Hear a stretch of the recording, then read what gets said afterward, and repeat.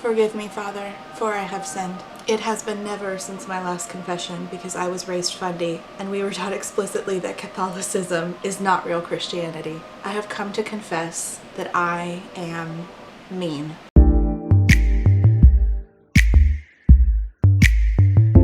Do you write books? Cause just curious, what gives you the credentials to give such a rude commentary? She was 16 years old when she wrote Throne of Glass. Her newer books got good rev in my opinion, and if it's not good enough for you, then write a book yourself. Just wondering if you yourself are an author or written anything, a whole channel dedicated to constantly trashing others' work. This is needlessly nitpicky and cruel packaged as a review. What the fuck? How about you review books you like and suggest them instead of tearing down other people's hard work? You don't like the book? Put it down and walk away. I am a big mean meanie who is mean to authors and never has a nice thing to say and only reads books that I hate so that I can get negative attention, except for, of course, all of those times that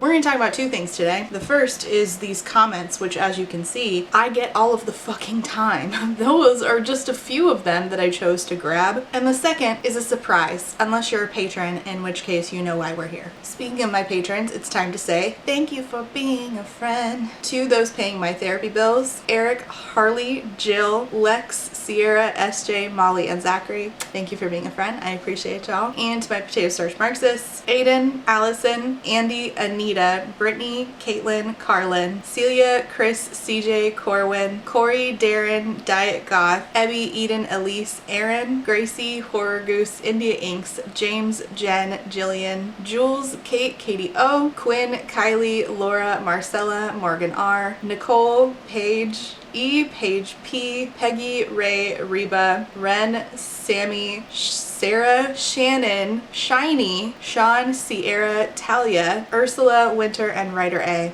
Thank you for being a friend. I appreciate y'all. If you want to join Patreon, the link is down below. You get early access, sometimes voting, and we chit chat behind the scenes about books. Sometimes I post behind the scenes content of me pulling my hair out about books. Anyways, let's dig into part one. I'm mean. I'm apparently a mean reviewer according to a lot of comments I get. Just as Lauren Huff would put it, I am a nerd on a power trip. I am a Goodreads asshole who forgot to assign homework. Man, I should have worn my shirt that says nerd on a power trip. Where is that thing? Who fucking knows? My room is a disaster. Typically, these people all say the same things to me. I will address them one by one. Most common, do you write books yourself? So I have a work in progress that I'm about 20,000 words into, and it is a moot point because it will, first of all, likely never see the light of day. It will probably never see anything outside of my, computer, my friends' computers who read it for me. I don't ever expect to publish it, but when I don't have anxiety surrounding the content of it, it's about religion, and back in the summer I had a really big panic attack over some fundy stuff that I witnessed. I'm too anxious to touch it, which is really frustrating. I don't like that, but I'm filling the creative void by doing book reviews, so yay! Am I a published author? No. Do I write? Sometimes. Is it good? I have no fucking clue. Ask my friends who read it, I guess. That's not for me to decide, that's for my critique partners, and if I ever chose to actually publish it, it would be for my beta readers and then my reviewers to decide. Like, that's not up to me. If it sucks, I hope they'll tell me so that, I can, fix it before it gets published. But again, all of this is a moot point. Completely moot. Doesn't fucking matter. It doesn't matter a single bit if I'm an author. I don't have to be in order to review books well. And none of you actually hold on to this belief either. You say this to me because you're like, gotcha, but you don't actually think this outside the context of gotcha moment. I use this analogy every time. If you go to a restaurant and you order chicken parmesan, you get the chicken parm and look at it and you're like, oh, it looks kind of funky, and then you taste it and the sauce has things like mustard and cinnamon and, I don't know, pickle juice in it, and the pasta is overcooked to the point where it's almost like mush and there's a bunch of salt. You get what I'm saying? You are able to identify things like that, even if you are not a chef yourself. Now, you in this context would be the person sitting next to me at the table. Me is the one eating the bad chicken parm. I take a bite, I'm like, it's not good. You lean over and say, are you a chef? How would you know? Does that make sense to you? No, it's because it's stupid. I don't have to be a chef. I simply have taste buds. You don't have to have the ability to cook to be a consumer and critique food. Same goes for all other art. We can make valid critiques of things without being the ones to always make the thing, because making art and consuming art are two different things. You ever watched a movie and it was bad? Are you a producer? You ever put on a shirt and you're like, oh, the stitching on this is not well done? Are you a seamstress? You comment on things all the time. Like, this is this is not news. I don't feel like I need to make my point any further. I feel like you got me. Number two, the other thing that I get is something like, you're nitpicky and cruel, or a variation of, you're just being a hater, you're just being mean, you're being a bully. First of all, I want to point out that two of the people who have told me this, come to find out they are friends of authors whose book that I have reviewed, which is super fucking inappropriate, and I'm gonna keep calling it out every time that it happens. Moving on to their argument, in most cases that I get these comments, they are said to me on my book reviews and not on my authors behaving badly videos, which I do purposely keep separate. If I am reviewing a book and if I do not have a relationship or an arrangement with the author of the book that I am reviewing, I don't intend for the author to see my review. I am reviewing their book with the intention of helping readers decide whether or not that book is for them or not. Whether or not that book is That was redundant, wasn't it? I'm making fun of words on a page, not the human who wrote them for most of the time. So who am I being mean to? Paper? Ink? Authors shouldn't be looking at my reviews unless we have an arrangement, unless they commission me, because when they hire me, I vet them to find out if they have looked at reviews before and had issues with that, so that I can return their money and say I'm not interested. Authors should not be in my space looking at reviews of their books. If it's not your book, I don't care. You can obviously be here. Authors shouldn't be looking at my reviews of their books unless we've talked about it. And neither should their friends if they're just there to be disingenuous. And here's the thing though, even if I were just like being a dick to books all the time, rant reviews are still valid. I am fully aware of who I am. I can be deeply unlikable. Unpalatable is probably a better word for it to a lot of people. That's fine. I accept that. But often people experience themselves disliking me, my tone, my demeanor, and my bluntness. And instead of saying, she's simply not the reviewer for me, I don't want to consume her content, they turn it into her reviews are invalid. All of my critiques about books are always made in good faith, and I do my best to articulate them well so that people understand them, explain where a book went right and where it went wrong and why, and talk about another book maybe where it did go right. The whatever, thing that the book was trying to convey and did poorly, I try to give another example of another book where it went well, and how I wish that the other book had emulated the other, right? This gets ignored by people who simply don't like my personality. Disliking me does not mean that I am incorrect, and it doesn't make me mean. It just makes me unpalatable to you. I do not need to be nice to paper and ink. I need to be an honest reviewer because my job is to my audience, consumers who have the right to make informed purchases with their dollars about which books are wrong or right for them. I'm literally just doing my job. And yes, this is a job that I made for myself, but it is still my job. It's okay if you're not my audience, but I'm not being mean to paper. You just don't like me. Number 3, why don't you just review books that you like? Because I'm a book reviewer. I feel like that's it. Like, I'll continue, but I feel like that sums it up. Not only am I a book reviewer, I'm also often a completionist, which probably has to do with my OCD. I like checking tasks off to-do lists, and I don't feel like I can check it off if I don't finish the book. It's very rare that I review a DNF, and a book has to be really bad in order for me to DNF. And just because I don't like something, though, I want this to be very clear, does not mean that it's not worth reviewing. I really am not a fan of this toxic positivity ideology that is swirling around just in culture in general, but in the book community. It's really annoying to me. Any tough critique is considered too negative. How can aspiring authors know what not to do. If they are watching book reviews, which a lot of them watch my reviews, and we are all saying every book is great, if I only talk about books that I like, I don't give aspiring authors and readers feedback to help them going forward. I don't understand who the fuck does that actually serve? Why do I either have to be kissing ass or being silent? Also, knowing where books go wrong allows me to be a better reviewer, because I can point out to readers and celebrate with them when books go right. I want better books. I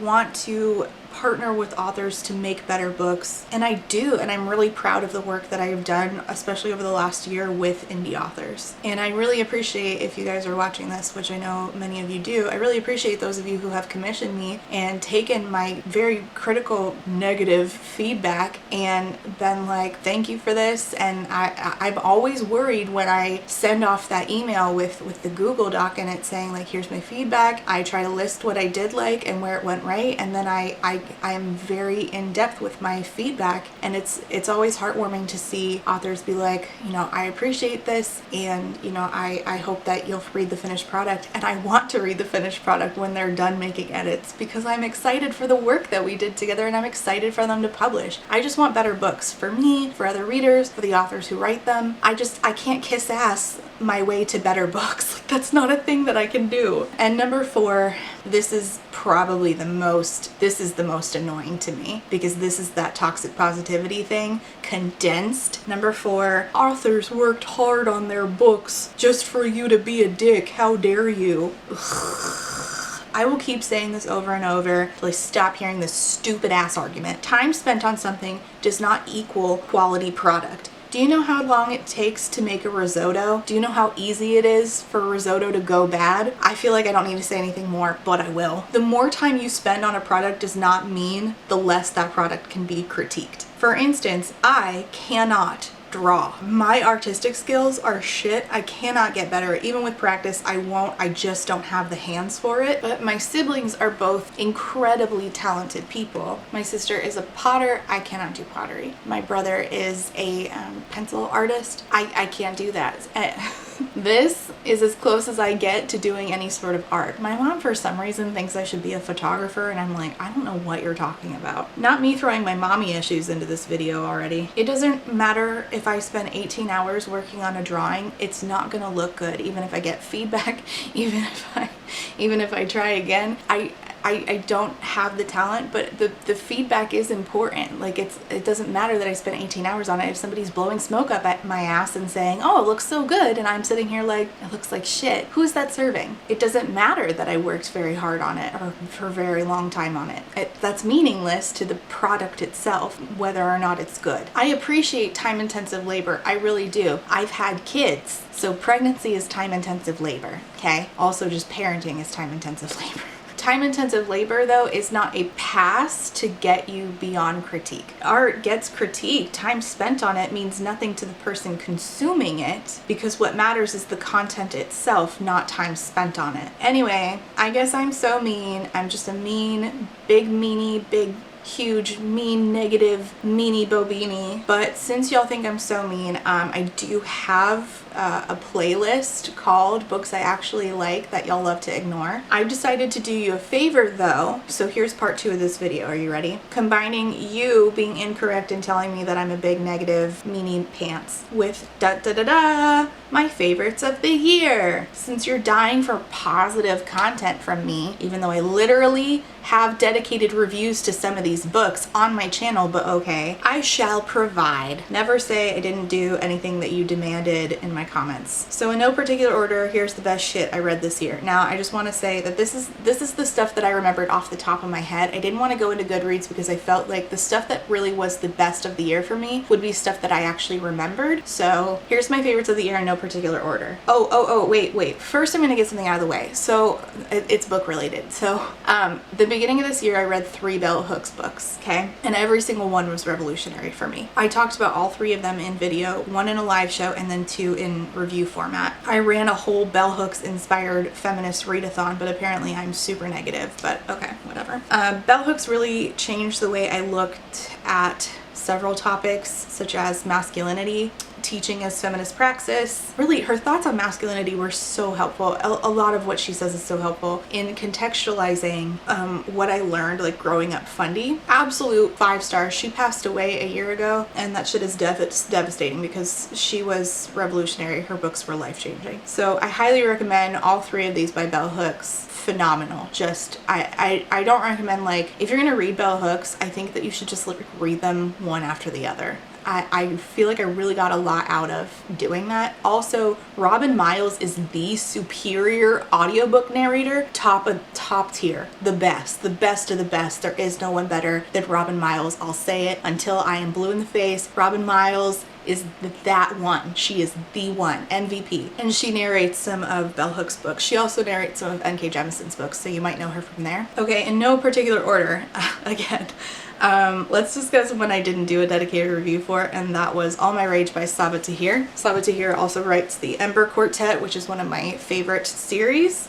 This is her first contemporary book, although it's set in, I want to say, the 90s. And actually, my husband Carlos, he read it first and he loved it, and I read it and I was emotionally devastated.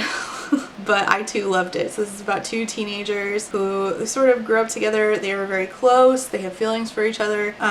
One of them, his parents own a hotel. They had a falling out, but after a terrible loss, they're brought back together, and they have to like figure out what went wrong and, you know, why they stopped being friends, and also deal with the fallout of the loss that they are experiencing together. There's also a third POV, which I can't tell you about without spoiling it. But just know that it's super well done and super painful. Sabaa's writing is immaculate. She weaves this intergenerational story here that deeply explores coming of age and grief and loss of a parent and being the child of immigrant parents and sexual assault and forgiveness. Not forgiveness for the sexual assault. Sorry, that was poorly. Forgiveness of like friends who did you dirty. But I think that what really stands out here is the parent-child relationships and like surrogate stand-in parent relationship. It was the intricacies of those were really well examined, as well as having a parent who struggles with alcoholism and having to be a child who acts as the adult when you have an alcoholic parent. And as a person who experienced that when I was a teenager, that deeply resonated with me. I will say that the ending of this was a bit abrupt. I know a lot of people struggled with that, but I enjoyed the book so much all the way up to that it didn't really, you know, color my reading experience negatively. I'm willing to give it a pass. 5 out of 5. Next, I suppose I can talk to you about this one. Oh God. My hero, the love of my life, Angela Davis. Listen, I've read Freedom is a Constant Struggle, another book by this woman, 8 times. I love her. I am obsessed. This woman is my fucking hero. She's brilliant. And I tandem read this on audio and physical copy. Apparently I only tabbed it once. That's odd. What did I even tab? Oh, because even in the preface she talks about how individualism is bullshit and everything is interconnected. She says, the one extraordinary event of my life had nothing to do with me as an individual. I was also unwilling to render my life as a personal adventure as though there were a real person separate and apart from the political person. It could not convey my overwhelming sense of belonging to a community of humans, a community of struggle against poverty and racism. Even when it's about her, she's like, it's not about me. She's just next level human. I want to own her books, but I love her voice, so I tandem read. So if you don't know, Angela Davis is a political activist, a scholar, a Marxist, feminist, and a professor at, where is she a professor at? University of California, Santa Cruz, I want to say. She was part of the Black Panther Party. She was a leader of the Communist Party of the USA in the 1960s, and at one time she was imprisoned and on the FBI's most wanted list. In 1970, guns belonging to her were used in an armed takeover of a courtroom in which 4 people were killed. So she was prosecuted for 3 capital felonies. She was held in jail for a year, and then she, at trial, was acquitted. So this book tells her experiences. This is the 3rd edition of this book. This book tells her experiences, not just going through that, but also some of her experiences growing up, also her experiences in the Black Panther Party, her experiences doing community outreach and organizing, how she got to be on the FBI's most wanted list, her being on the run, her being arrested, her trial, her acquittal. And it looks like a very dense book, but this is one of the best, most personal, not personal, like what is the word I'm looking for, like personable, like you feel like you're sitting down with a friend reading this and they are over a cup of tea telling you their story, but you're also getting a lot of life lessons out of it. It's so good. It's not like a dense like, and then I went to the courthouse. Like it's a really fucking good book. She's brilliant. I love her. Please read it. Also, her and bell hooks are really foundational for my understanding of feminist theory, especially over the past 2 years, and I'm just so deeply grateful for them both. So if you take anything away from this video, read more bell hooks and Angela Davis. And that's why she sits right there, always watching me. Alright, next is a book that I did do a dedicated review for, which is Babel by R.F. Kuang. This is a dense book. HarperCollins has a union and they have been on strike for, at this point, 30 days, and HarperCollins has not come to the table to talk about meeting their requests, and they should, because all they're asking for is things like livable wages. So I want to tell you more about this book because it's about strikes. So if you can, I would say get it from your library and learn about it. But the most important thing I want you to take away from this right now is, because the HarperCollins union is still on strike, I would really love if you guys would go support them. I will leave all of their socials down below if you can donate. Also, you can use their bookshop link, which I will link down below, to purchase a book, and some of the funds will go to supporting the union. And let HarperCollins, the publisher, know that you support their union and you want them to meet the terms, like, again, livable wages. And this book is really all about people being on strike. Well, it's towards the end. It's the build up to how you get there. It's a great book, but it's it's funny that HarperCollins would publish it, but then like their actions reflect like the capitalist empire in this. So anyway, I want to talk about it more, but unfortunately HarperCollins is not doing what they should be doing. So please go support the HarperCollins union. Also, Lou Reading Things has a video explaining the HarperCollins union and explaining unions in general and how the United States is anti-union. So go check all of those out. That's all I'm going to say about Babel by R.F. Kuang. I'm sorry. I wish I could talk about it. Next is a book that wait, who published this book? Because if it's HarperCollins, I'm going to be fucking pissed. Who owns Wednesday Books? Shit. Okay, it's Macmillan. Okay. Whew. Okay, so the next one I'm going to talk about is A Far Wilder Magic by Alison Saft. I didn't do a dedicated review for this because I didn't know how. All I could say was I loved it. But I'll try. I still don't know how to talk about how much I love this book. Okay, so it's a gothic slow burn romance featuring a little bit of fantasy elements. Our main characters are Maggie and Weston. Maggie lives in her mother's house, and her mother is not there, and she has a lot of mommy issues surrounding her mom. Her mom abandoned her to go look into different alchemy methods to bring back Maggie's dead brother. Her mom is a alchemist, a magic scientist essentially.